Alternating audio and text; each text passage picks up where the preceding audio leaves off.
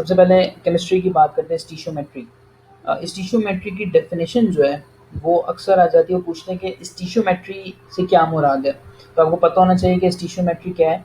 कि स्टीशियोमेट्री एक रिलेशन है किस चीज़ का, रिएक्टेंट का और प्रोडक्ट का। बस आपको ये बात पता होनी चाहिए, ठीक है। अच्छा, जो पहला चैप्टर है आपके पास, उसमें फॉर्मूलाज जो हैं वो भी आपको बहुत सारे हैं, लेकिन आपको चंद याद होने हैं। जैसे एक मोल का है कि मोल किसके बराबर होता है, that is mass in gram divide by molecular मास। इसी के बाद है कि अगर हमें मॉलिक्यूल्स निकालने हो, अच्छा पेपर के अंदर मॉलिक्यूल्स भी कह देता है वो, एटम्स भी कह देता है, और साथ में पार्टिकल्स की टर्म भी इस्तेमाल करता है। तो वट एवर वो कुछ भी बोले, आपके पास सिंपल फॉर्मूला ये वाला रहेगा। अच्छा, मोलर वॉल्यूम आपको याद होना चाहिए। मोलर वॉल्यूम क्या होता है कि एक मोल के अंदर कितना वॉल्यूम होगा, किसी भी गैस का, किसी भी लिक्विड का। हमारे पास अगर एक मोल है तो उसमें क्या वॉल्यूम होगा, दैट इज 22.4, और कुछ किताबों में 24 DM³ लिखा है, तो हम यहाँ पे दोनों एक्सेप्ट कर सकते हैं। और सबसे मेन बात कि किसी भी चीज़ का एक मोल होगा तो उसके अंदर 6.02 एक्सपोनेंशियल 23 मॉलिक्यूल्स होंगे। मॉलिक्यूल्स या एटम्स आपके पास इसके अंदर मौजूद होंगे, ठीक है। तो इस स्लाइड को आप देखते रहिएगा बार बार, क्योंकि यहाँ से ही काफ़ी सारे सवाल आपके, बल्कि तकरीबन सारे सवाल यहीं से सॉल्व हो जाएंगे। अच्छा जी, चलते हैं कि पेपर में किस तरह के सवाल आ रहे होते हैं। अब पेपर के अंदर जैसे पहला सवाल है, what is the mass of 2 moles of H2S। 2 moles of H2S की बात कर रहे हैं। तो हमेशा सबसे पहला हमारा काम यही होगा कि हम सबसे पहले रेलिवेंट डेटा तो देखें कि हमारे पास जो डेटा गिवन है वो क्या है। हमारे पास हाइड्रोजन है, सल्फर है, ठीक है, और उसका हमें मास जो निकालना है वो 2 मोल्स का निकालना है। अब देखते हैं कि हम इसको किस तरीके से करेंगे। अच्छा जी, हमें सबसे पहले एटॉमिक मास पता है हाइड्रोजन का, दैट इज 1। सल्फर का पता है 32। हम H2S का जब मॉलिक्यूलर मास निकालेंगे तो वो किस तरीके से निकालेंगे, दैट इज 2 × 1 प्लस का 32। ये हमारे पास 34 हो गया। 34 हमारे पास ये आ गया। और एक मोल का जो मास है दैट इज 34, और 2 मोल्स में हमारे पास कितना हो जाएगा, 68 ग्राम्स। तो इस तरह का सवाल भी पेपर में आ जाता है, तो आपको जिस मोल्स और मास का रिलेशन अच्छा आना चाहिए। नेक्स्ट, ये सवाल आप लोगों के लिए नया होगा थोड़ा सा, और ये एनईडी में फ्रीक्वेंटली पूछा जाता है, that what is the percentage of sodium in sodium hydroxide. Sodium की परसेंटेज बता दें सोडियम हाइड्रोक्साइड में कितनी होगी। तो अगेन कोई फॉर्मूला यूज नहीं करते, सबसे पहले ये देखते हैं कि किसी भी चीज़ की परसेंटेज कैसे निकालते हैं। फॉर एग्जाम्पल, आपका अगर रिजल्ट आता है तो मैं आपसे कहता हूँ कि भाई ओवरऑल आपकी 70% है, लेट सपोज, और आप मुझे ये बता दें कि मैथ्स में क्या परसेंटेज है, तो आप किस तरीके से निकालते हैं परसेंटेज। तो ज़रा सोचें इस बारे में, मैं बताता हूँ आपको। इसका स्टेप सबसे पहले क्या होता है कि आपको जिस भी चीज़ को फाइंड आउट करना होता है ना, आप उसका जो मास है, फॉर एग्जांपल कि हमें सोडियम फाइंड आउट करना है, तो हम सोडियम का मास ऊपर रखेंगे, दैट इज 23। हम इसका मास जो है हम इसको ऊपर रखेंगे पहले, और टोटल का जो मास है यानी सोडियम हाइड्रोक्साइड, इसका इन टोटल हम उसको डिनोमिनेटर में रखेंगे। ये बात यहाँ मेंशन है कि इसको डिनोमिनेटर में हम रखेंगे। तो percentage of sodium in sodium hydroxide हम कैसे निकालेंगे, दैट इज 23 डिवाइडेड बाई 40, और हमारे पास ये आंसर आएगा। ये आप चेक भी कर सकते हैं। अगेन, जो भी चीज़ आपने निकालनी है, जितना भी बड़ा कंपाउंड है आपके पास, फॉर एग्जांपल ब्लू विट्रियोल है आपके पास, ये मैं एक असाइनमेंट आपको दे रहा हूँ, मैंने यहाँ पे लिखा नहीं है। आप क्या करें, आप ब्लू विट्रियोल का निकालें, ठीक है। ब्लू विट्रियोल में से आप मुझे बता दीजिए कॉपर का कितना होगा, या सल्फ्यूरिक एसिड में से आप मुझे बता दें कि सल्फर का कितना होगा, ठीक है। कर लीजिएगा, अच्छा प्रैक्टिस हो जाएगी, और इस तरह के सवाल पेपर में आ रहे होते हैं। आगे मूव करते हैं। मोलर वॉल्यूम के बेसिकली ये सवाल आते हैं पेपर के अंदर। अब सवाल एक है, 11.2 DM³ of oxygen gas contains dash moles. यानी कि 11.2 वॉल्यूम है अगर O2 का, तो उसके अंदर मोल्स कितने होंगे।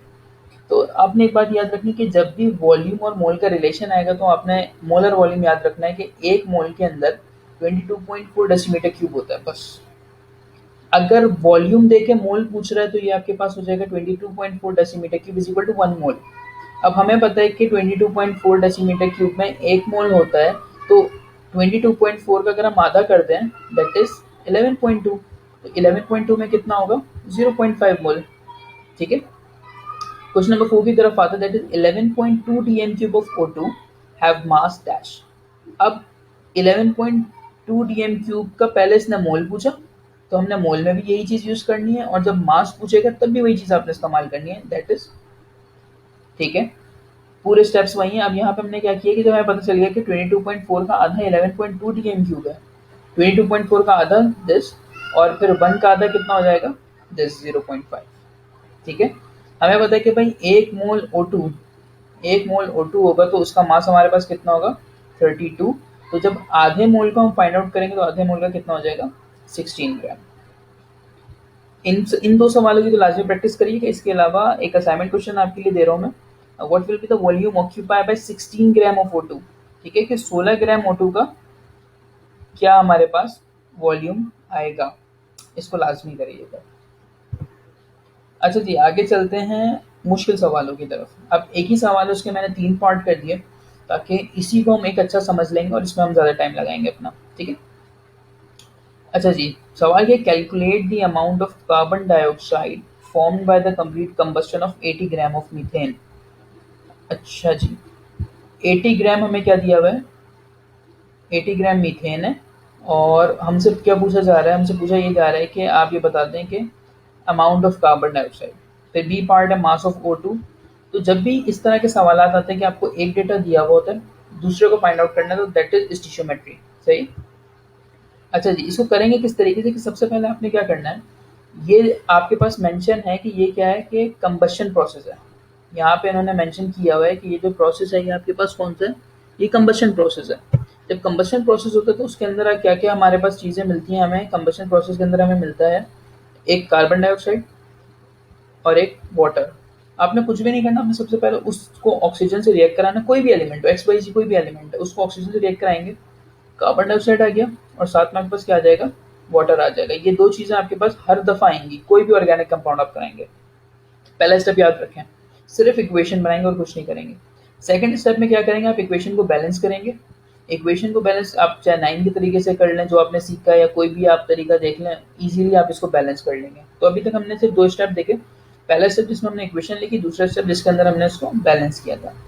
आगे चलते हैं, जनरेटर रिलेशन। अब दो चीज़ों के दरमियान आप रिलेशन जनरेट करना है, क्योंकि सवाल के अंदर उसने आपसे क्या पूछा हुआ है कि कार्बन डाइऑक्साइड और मीथेन का रिलेशन है, यानी मीथेन आपके पास रिएक्टेंट है और कार्बन डाइऑक्साइड क्या है आपके पास, प्रोडक्ट है।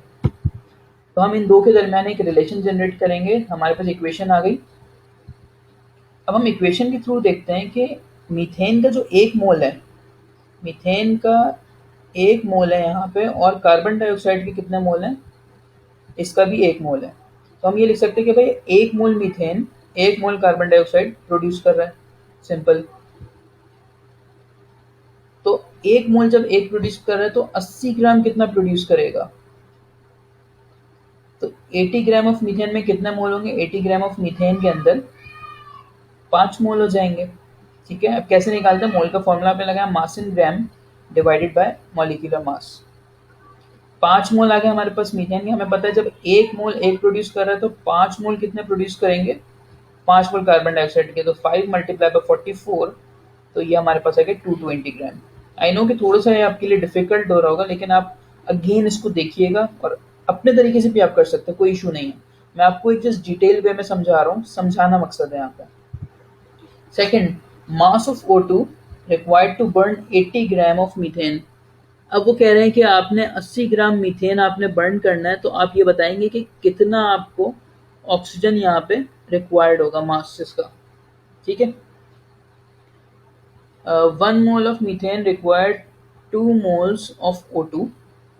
जैसे हमने इक्वेशन में देखा कि भाई 1 मोल हमारे पास मौजूद है मीथेन का, तो उसके लिए हमें कितने चाहिए, 2 मोल चाहिए। ठीक है। 1 मोल के लिए हमें 2 मोल चाहिए। तो हमने पीछे कैलकुलेट कर लिया था कि 80 ग्राम में कितने मोल होता है, 80 ग्राम के अंदर 5 मोल होते हैं। तो 5 मोल के लिए 5 इंटू 10 हो जाएगा, और 10 मोल्स ऑफ O2 हैव 32, यानी 320 ग्राम हमारे पास इसका आंसर आ जाएगा। ठीक हो गया। Next, volume of carbon dioxide and O2। अब हमें ये निकालना है कि कितना वॉल्यूम कार्बन डाइऑक्साइड का आएगा और कितना वॉल्यूम O2 का आएगा हमारे पास। अब देखें, जब भी वॉल्यूम की बात आएगी ना, तो आप क्या करेंगे, मोलर वॉल्यूम लगाएंगे। That is 1 mole is equal to 22.4 decimetre cube. यहाँ पे लिखा हुआ है कि 1 मोल में 22.4 डेसीमीटर क्यूब होते हैं। हमें पता है मीथेन के 5 मोल हैं। सही है। मीथेन के अगर 5 मोल है तो कार्बन डाइऑक्साइड के भी कितना होंगे, 5 मोल होंगे। और 1 mole is equal 22.4 decimetre cube. तो 5 हम बोथ साइड पे मल्टीप्लाई कर देंगे और हमारे पास आंसर क्या आ जाएगा, 112 DM क्यूब। तो इस तरह के सवालात पेपर में आ रहे होते हैं फ्रीक्वेंटली। तो कोशिश करिएगा कि आप इनको कर लें, और मैं कुछ असाइनमेंट क्वेश्चंस आपको फॉरवर्ड कर दूँगा इसी में, या मैं अटैच कर देता हूँ। तो उसमें काइंडली देख लीजिएगा, या व्हाट्सएप ग्रुप हमारा है, उसके अंदर भी मैं इसके सारे सवाल आपके साथ शेयर करूँगा, आप लोग सॉल्व करिएगा उसको। तो एक बड़ा फ़ायदा हो जाएगा। आप चाहें तो आप इसको